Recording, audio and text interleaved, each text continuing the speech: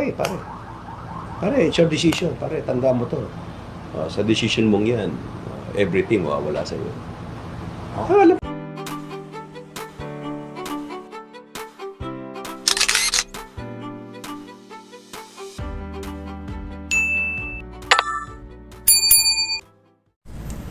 Welcome back sa aking YouTube channel. Para sa mga first time lang po na manood, please click mo na yan, Jeremy's TV, Manila.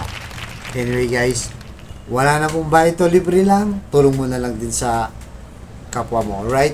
Thank you very much po. So bago ang lahat, ipagdasal po natin ang ating mga kababayan, lalo na sa Bicol na kung saan ay sentro ang bagyo. Na sana po ay malagpasan nila ito at walang mapinsala na grabing mapinsala doon sa ating mga kababayan. So, sama-sama po tayong magdasal para sa kanilang kaligtasan. At ang topic natin ngayon for today's video, guys. JTV Villanueva, ito pala ang dahilan.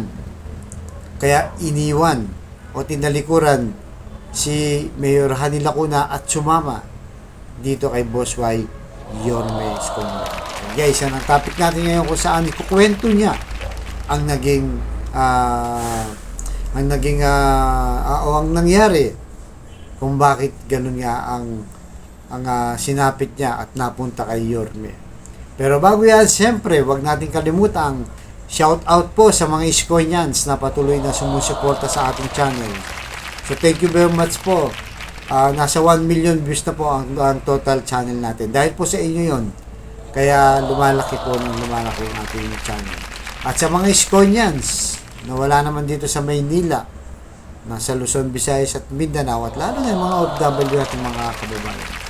Maraming salamat po. Ang dalangin ko ay nasa mabuti kayong kalagayan. So sa lahat po ng Iskonians, maraming salamat at mabuhay po kayong lahat.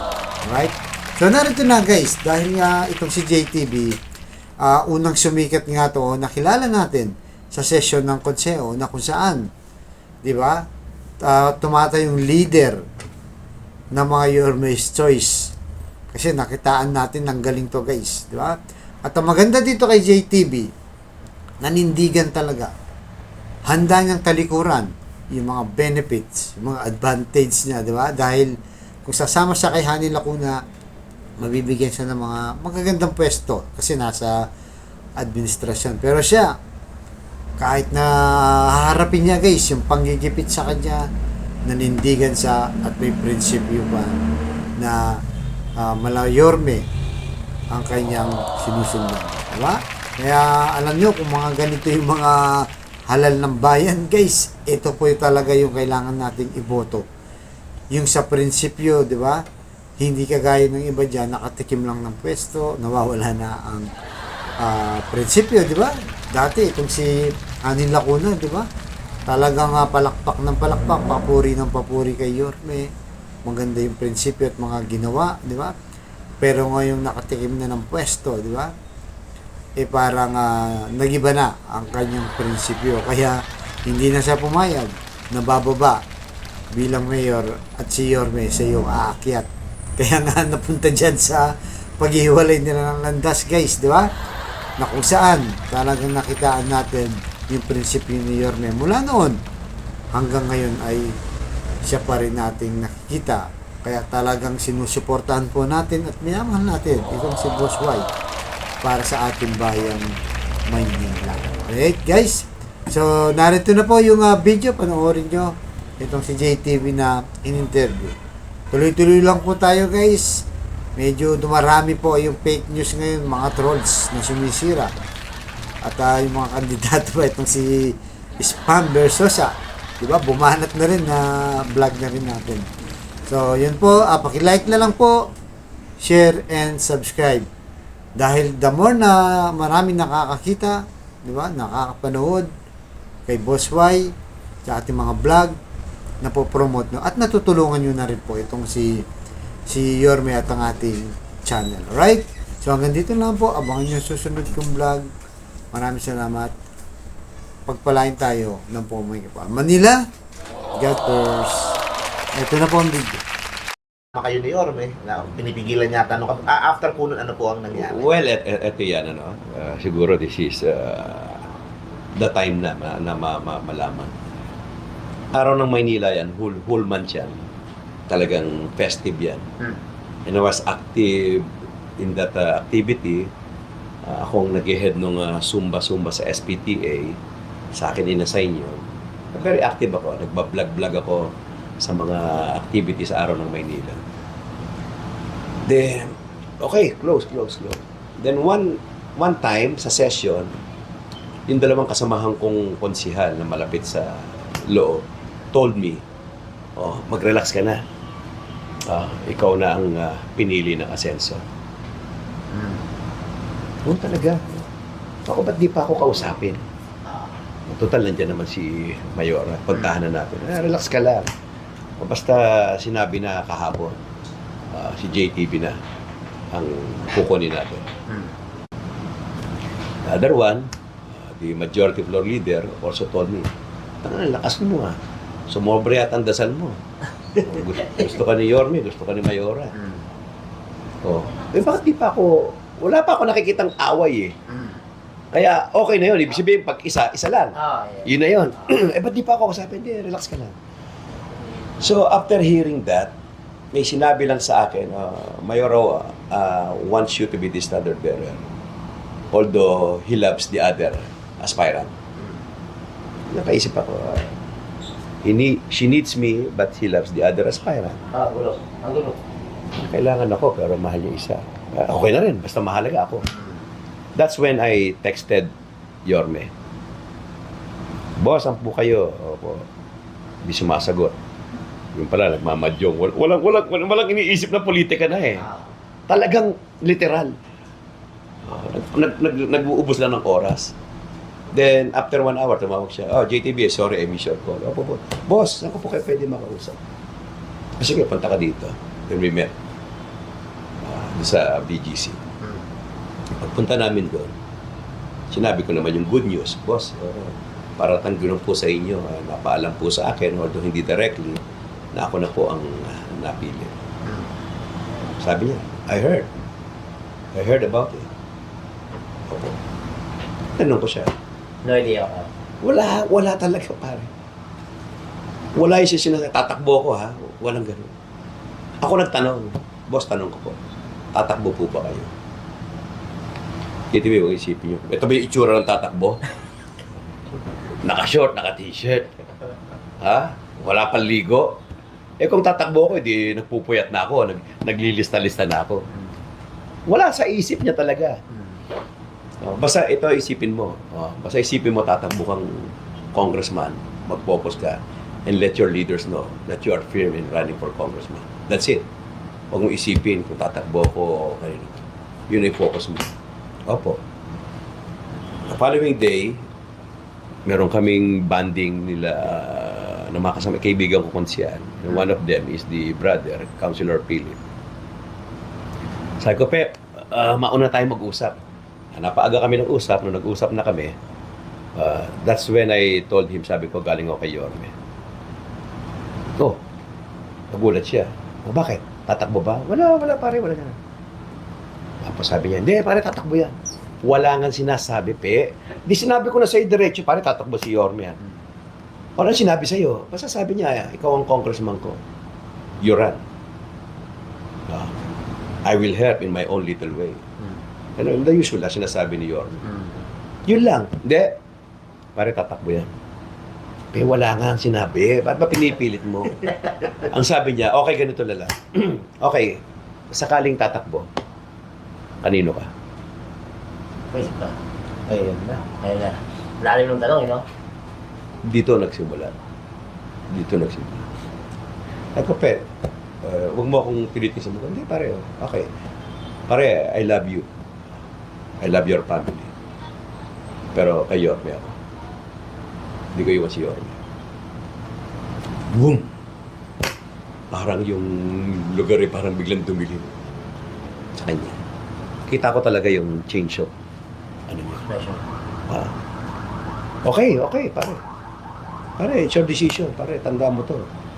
Sa decision mong yan, everything wala sa iyo. Alam ko yan. Pero I've been there. Magkakasama tayo ng panahon ni Era. Naranasan ko yan.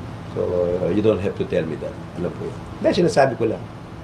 Parang hindi ko sasabihin kay ate to. It's up to you. Basta tinanong mo lang ako, that is my answer. And that's it. The following day, the succeeding days, wala nang topic kundi yun. JTB. JTB left the group. JTB. Nakausap na ako naman, pare, totoo ba yun? Pare, totoo ba yun? Pare, totoo ba yun? Pare, wala naman sinasabi si Yorme. O, pinapili niya lang ako, sabi ko kung mangyari. Ito. Alam ni Yorme yan. Wala pa siyang desisyon. Ba't ako nag-desisyon na? Na pwede akong maiwan sa, pag tumakbo si Yorme, senador o hindi siya tumakbo. Hypothetical yung question nila sa iyo. Pero parang Hypothetical yun. Oo. Walang declaration si Yorme at wala talaga siya. Yung sa isip na siya hinagap at that time. Hindi man joke yung... Ibig sabihin, puta sinala ko ng sarili ko. O, pasensya ka na, nagsalita ka na pala. Hindi naman tatapos yun. Hindi, wala na, namili ka eh. Pwedeng gawin din sa akin yan. Okay. Pero again, lagi ko sinasabi, itong tinataha ko laban na to. Basta I'm firm with my decision. I will going to run. Sasama kay Yorme, tumakbo man siya o hindi. No? And then, whatever the results may be, I leave it up to the Lord. Wala naman nakakaalam eh. Maaaring nabobola mo yung tao, maaaring nai-impress mo yung tao, maaaring hindi ka nabibilib sa'yo, maaaring ayaw ka nito, maaaring binabaksa ka nito. Pero walang nakakaalam ng iniisip mo at saka nandito mo, hindi yun. Yung mananalo. Nakaguhit na yan, hindi lang natin alam ngayon. Yes. Wala tayo, mananalo kaya tayo? Malakas ba tayo? Kamusta ang survey? Maaaring sa baba, sa lupa, ganun tayo. Pero sa taas, alam niya na yan. Nakaplano na. And I leave it up to him. Kaya nga tayo nagdadasal eh. Para kapag nagdadasal ka, nagdadasal mo, sana po, magbigyan niyo po ako dito. I leave it up to you. So, kung ano pong plano niyo sa akin. Ganun ang dasal. Pag sinabi mo, sana papanalunin niyo po ako. Paano pag hindi ka nanalo, galit ka sa kanya? Di ba tayo nga iniiwasan niya natin para hindi tayo magalit sa tao? Wala namang obligasyon. Wala ka obligasyon, kunyari. Pare, pera muna akong 5,000 dyan. Hindi ka na pagbigyan. Tampo ka na sa akin. Ikaw ang gumawa ng tampo. So, you never expect. You never expect. Mas paano po humantong sa punto na yung nagkatanggalan na ng mga committee? Well, doon na yun eh. Yun. Idudugtong ko doon sa nangyaring umalis, nagdesisyon na ako. Then, eto na, biglang may na-invite na si Yorming dinner lang ng mga konsihal, nabalitaan nila, nagpatawag na rin sila. Then, after 1 week, eto na, nag-session na sila ng patago na hindi pinalam. So parang yung dinner na tinawag ni Yorme, parang may, tama bang sabihin na medyo hinadlangan o medyo, wag kayong pupunta dyan, may parang ganun ba? Wala eh. Wala, in-invite niya lang. Alam mo yun? Blanco lahat. Blanco. Sa kabilang side, sa side nila Lacuna. Oo. Parang meron bang na, wag kayong pumunta, o pag sumama kayo dyan. Well, I cannot answer. I cannot answer kung may ganon. Although, may narinig tayong ganon. The mere fact na after that, nagpatawag naman sila, kinordon sila. At may mga kanya-kanyang kwento yung kasamahan ko kung paano sila kinausap. Dito lang kayo, dito lang kayo. Pero yung situation na nangyayari, parang connect the dots. Connect the dots. Connect the dots. Tapos, Makikita mo siya eh. Sometimes, sabi mo nga, napapaisip ka, lahat ba ito nang pangyayari? Parang nakikiayon sa'yo. Nakikiayon sa sitwasyon, nag-a-align. Nagkaroon na ng ganyan, tanggalan. Parang nangyayari, parang nagkasubukan eh. Nagkasubukan. Tapos doon na nakita yung JTB na paano magsalita, paano manindigan. Although prior to that, nung wala pang ganun, ganun ako talaga magsalita eh. Even the Okay. time of ERAP eh. Wala lang live. Yes. Kaya baka na sinasabi, si JTB pinupolitika yan eh, nag-grandstanding no. Pero again, it's always pride. Ang pride. Yeah, oh. Ito yung naging outlook. ano yung tama? Siguro, records would bear me out. Sa records, sa journal, makikita mo. Paano tayo nagsalita nung panahon ni ERAP. The respect was there. Pero kung paano mo ilaban, ilapas yung nasa loobin mo, ganun na ako eh. How did you take on the role na itong mga konsehal na na-identify kay Yorme, kayo po ang parang tumayo na na leader dun sa mga kasamahan niyo po. Paano po ba nangyari yung buong Well, siguro doon na sa floor. Nung nakikita kung sinong pinaka-vocal, kung sinong naghahayag ng salita, siguro nagkakaroon na ng tawag dito, domino effect. Kamatay mahihiya. Si JTB nga ito nakikita na. Nandun na yung damayan. Totally, isa naman yung pinaglalaban namin dito. Basta pinamukha ko lang, sinabi ko lang sa kanila, basta tandaan nyo, pare-pareho lang tayong halal dito.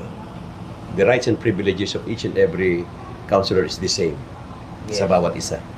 Walang superior dito. Okay, meron mga veterano, give them that privilege. Pero para sabihin na ikaw, bago mo ka lang, huwag ka magsalita. No. I'm teaching yung mga bagong counselor na neophyte na dapat gano'n. Kaya lagi ko sinasabi kapag may mga salitaan, mas mabuti na po ito nagsasalita. Okay sa mag-iwan tayo ng kasaysayan o ng memories dito sa mga iiwan natin, walang ganito na hindi alam. Ayoko maging school bukol tong Konseho ng Maynila. This is the capital of the Philippines. Walang grandstanding, kahit pakain niyo yung camera, I will do the same thing. Kumusta sa lahat? Ako si Marvin Agustin. Dahil sa epekto ng bagyong Giami, ang buong bodega ko Kasi ako yun. Yun lang. Ano ba yung mga naranasan na ginagawang pang-iipit? Meron po ba mga ganon sa mga proyekto nyo, sa mga... Oo, marami yan. Aside from the fact na nawala ng trabaho at sahod, actually sahod, yung mga staff ko. Kasi yung trabaho, hindi ko pinutol eh. Tuloy yan, hindi ba pwede yan. Tuloy ang trabaho, pero yung sahod, ginawa ko ng paraan. Okay? Ano yung mga naputol? Ako, ang advocacy ko is, sports, magbola, wag magdroga. Lagi kong hinihiram yung dapitan, hindi para sa akin, kundi para sa mga taga-Sampaloc na gustong lumaro, hindi makakuha schedule, lalapit sa akin. Konsyal, pwede kami lumaro. O, saan kayo? Dito. Sige. Tatawagan ko yun. May lalaro sa atin taga-Sampaloc na hindi talaga makakuha schedule. Laro. Konsyal, pwede ba kami mga SK dito? Kasi meron kaming, kailangan lang namin itong last week. Sige, gamitin yung schedule. Pag meron kang paligan ng volleyball, basketball, lahat. Doon. Mga taga-Sampaloc eh. At binibida natin, itong pasilidad natin. Hopefully, pagdating ng panahon, mas gumanda pa ito. Pero gamitin natin to because ang may-ari nito, lungsod ng Maynila. At unfortunately, dahil sa nangyaring yan, tumawag na lang sa akin yung caretaker doon at sinabi, lahat ng schedule ko wala na. Hindi na ako pwedeng lumaro doon yung paliga ko, hindi na pwedeng gamitin yun. So, balik kami sa kalye. Talbatang kalye naman tayo. Kalye-kalye tayo maglalaro. Nakakalungkot lang kasi hindi naman ako dinidinay nila ng pagkakataong makalaro at makagamit. Yung taong bayan, yung mga kabataan, yung mga mahihilig sa basketball, volleyball. Kasi kahit magpatawag ako doon, hindi ipapagamit sa akin. Because, sige, politika eh. Pati yung pagbabakuna ko sa mga aso't pusa na naging advocacy ako, kaya tayo naging pet lover. Humihingi sa akin ng dispensa yung taga-BRB. Konsi, pasensya na po, tinawagan na po kami. Hindi na po kami pwede bumaba sa inyo. You see, para mapakita mo, wala na ako ng programa at proyekto. Puputulin lahat. Aside doon sa mga nawala ng sahod, pati facilities talagang i-deny sa akin. Wala kawawa taong bayan. Hindi ako.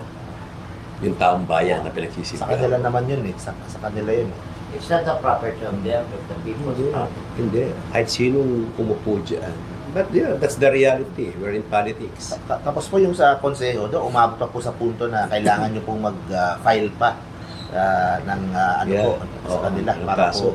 po, ano po bang nangyayari po ngayon sa konseho? Actually, ngayon, presentation of the respondents' evidence. Sila naman yun ang kino-cross-examine, direct examination. So, mabigat sa amin yun na sasampahan mo ng kaso yung kasama mo, kaibigan mo. But we need to do that para mapakitang yung pakikipaglaban mo hindi nandun. Gusto mo makakuha ng order from the court kung sinong tama at mali. Sinong namuliti ka o hindi. Clarificatory, ano? Para, Clarificatory. maging Once and for malinaw all. sa mata ng tao.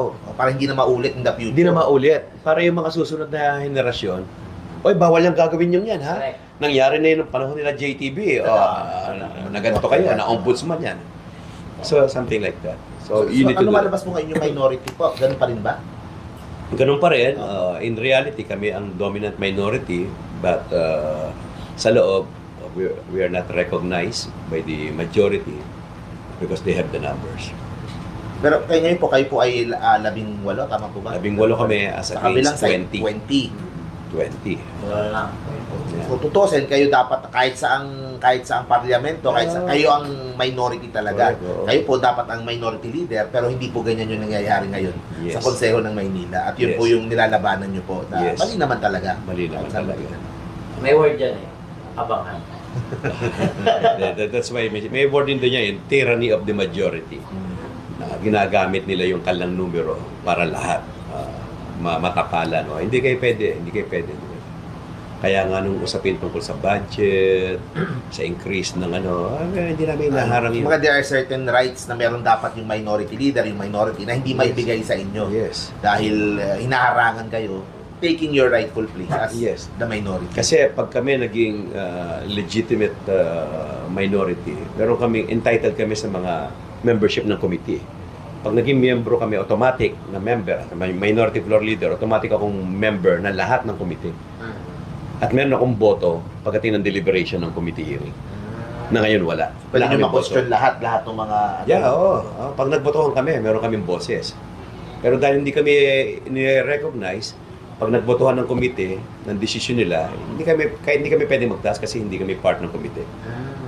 Kahit na magsalita kami na magsalita doon, pero pag nagbotohan yung komite, hindi kami kasama sa bilang kasi hindi kami officially part ng komite na recognize. Kung hindi po ba labag sa batas po yung ginagawa po?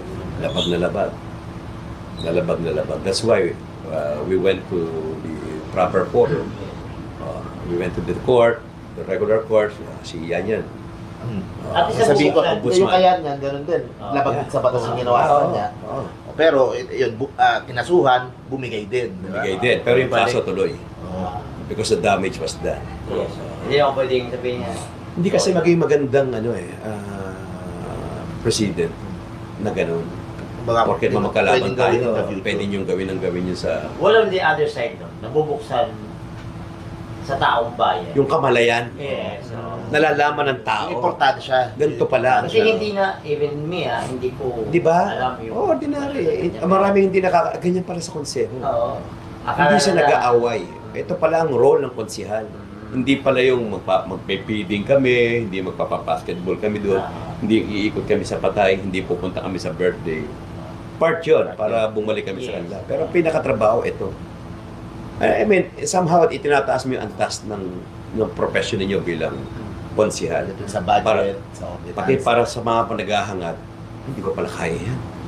Oo. Kailangan maghanda rin ako.